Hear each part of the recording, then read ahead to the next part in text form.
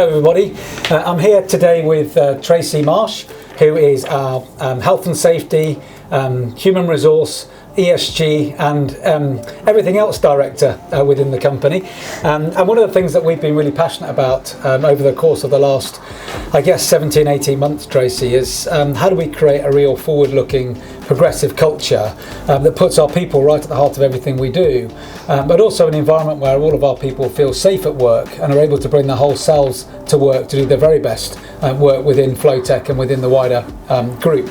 So one of the things we've been talking about is launching a new policy which allows our people to feel more safe and to speak up about topics that might be worrying them. So maybe just tell me a little bit more about that, Tracy. What's this all about? Okay, yeah. So under the ESG heading, governance is very important in organisations, especially ours as we're a PLC. And safeguarding people at work also means that they feel able to speak up. So we are launching our whistleblowing policy, which we're going to call Speak Up, to enable people to look within the business, and even if they feel, I'm not sure if that's correct, should the business be doing that under ethical headings or environmental headings or even health and safety, they have now got the opportunity to report it safely. Okay, so whistleblowing, I mean, people might have heard that in the media over time, but I mean, what would you say whistleblowing is? Right, so whistleblowing is as I said a moment ago, it's about ensuring that the business is ethical, environmental and follows all the legal governance it should do. So an employee may feel that the company's not doing that, that they've witnessed an environmental act that they're not happy about, or to put it in simple terms, it might be that a trading company, somebody's doing insider trading, employee has seen it and feels they want to safely report it. Okay, and let's look at it the other way around. What isn't whistleblowing? Okay, so whistleblowing isn't about gossip. It's not about malicious comments about anybody. If you feel that you've got an issue, let's just say with your line manager or leadership or somebody else in the organisation, we have other ways of reporting that. There'd be a grievance policy or a disciplinary route. That's not whistleblowing. Okay, and whilst we've talked about a policy, in reality this is about people physically being able to pick up the phone or speak to somebody to be able to talk about whatever it is that they want to speak up about. Yes. So how do they go about that? Okay, so we're launching the policy hopefully on the 1st of October. That's the date that we want to do it. The policy will go on the den. There will be a link within the policy. It will state the phone number for Speak Up. There's also a link that you can go on to do a report. There's going to be posters around buildings. We're going to send everybody an email as well. So there's many ways in which they can go about it. Okay, and within that, will it help them to understand when they should think about Speak Up or when they should think about something else? Absolutely, yes. And equally, if they want to, they can just try the link and go and have a look at the landing page on the portal that we're using. And there's plenty of what is whistleblowing, questions and answers, what is it not, and how to do it, and some reassurances about what it means to actually whistleblow. Okay. Now, in my previous company, we had a very similar mechanism, and we had, I think, over 8,000 staff, and so this was very important.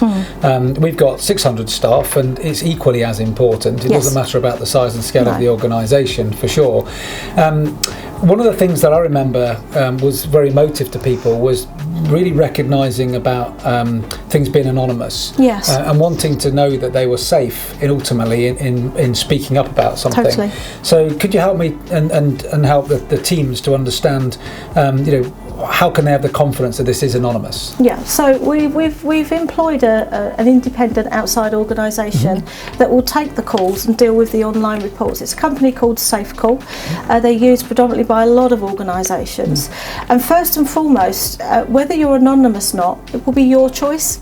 So if you decide that you want to go on there, you want to be totally anonymous, we will never know who reported it or made a call or even just inquired as to whether it was whistleblowing.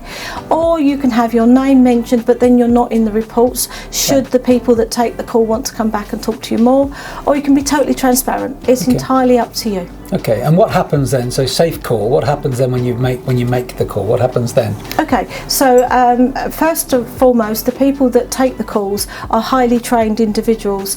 They're also trained in police and hostage taking procedures, actually. So they know precisely how to handle the call. They will initially analyse whether the call is whistleblowing or not. They may ask more questions. If they believe that it is whistleblowing, they'll create a report. And that report will come to us as an organisation. Now, there are 3 gateways that can go through, which is, that initially it goes to some personnel that are named, that's senior people in HR that will get the report. It'll also go to you, Mike, to make sure that you're checking on what they're reporting. It could be about me, so it needs to go to you. Good. And then ultimately, it can also go to the chairman if it's about you. Okay. So there are actual layers of which it will be checked, and then we obviously get the reports. What then happens is there's 3 stages we can go through. Either it's observed by those people that take the call and there's no action to take, or there's a requirement for a minor or major internal investigation, or it can go external where we don't investigate ourselves. Okay, and just a quick question I had. We're an international business, so sometimes people might be thinking that this is just for UK employees. If I'm in the Republic of Ireland, or if I'm in the Netherlands or in Belgium, is this something that applies to me as well? Yes, it does. And as I said earlier, there's posters, there's going to be an email, there's the policy itself and the portal itself, and they have all the appropriate links and phone numbers for each country. Okay, so once this has all kind of gone through and the report's been generated, I mean, typical outcomes, what would be typical outcomes following a report being made? Yeah, so let me be clear that for the people listening today, if they make a call or a report, they're perfectly safe. They can be anonymous or not.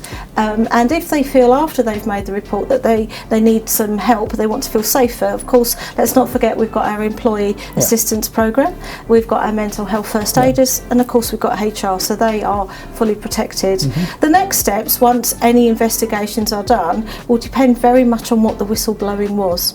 Okay, got it. So what I'm hearing then is that we've got a fantastic new way of creating an even safer environment for our people, that they can be speaking up in circumstances where they do see something that looks and feels not right, and that is going to be a protected environment where those people could be anonymous and treated anonymously or otherwise, and everything will be dealt with very professionally, so that we can follow through in the best interests of everybody. Absolutely, 100%. Okay. So I think that draws us to a conclusion, but was there anything else, Tracy, that you wanted to say just in conclusion? I think if anybody has any questions around whistleblowing, and even if they've read every piece of document and they're still not sure, there's plenty of us that they can talk to. And just to remember, as in all organisations, in the first instance, if you're not sure, speak to somebody. So they could speak to their line manager. If it's about their line manager, then of course they can go above that person or come to HR. Either way, check first if you wish. If not, go ahead. Okay, great. So thank you, Tracy. So this is very much in everybody's best interest. As I said at the beginning, this is about creating a progressive, forward-looking culture, one that we can all be proud of and one that we enjoy coming to work within. We have to have mutual respect for each other. We do expect the highest standards in terms of our behaviours at work. Equally, we also need to recognise that sometimes we don't always get everything right. Let's follow the normal channels for normal things, but this gives us an extra layer of opportunity to be able to give people the ability to speak up for all the reasons that Tracy's talked about today. So thank you very much. Look out for the posters, look out for the emails, look out for the communications, and hopefully this video has been very helpful in just setting out very clearly what Speak Up is all about.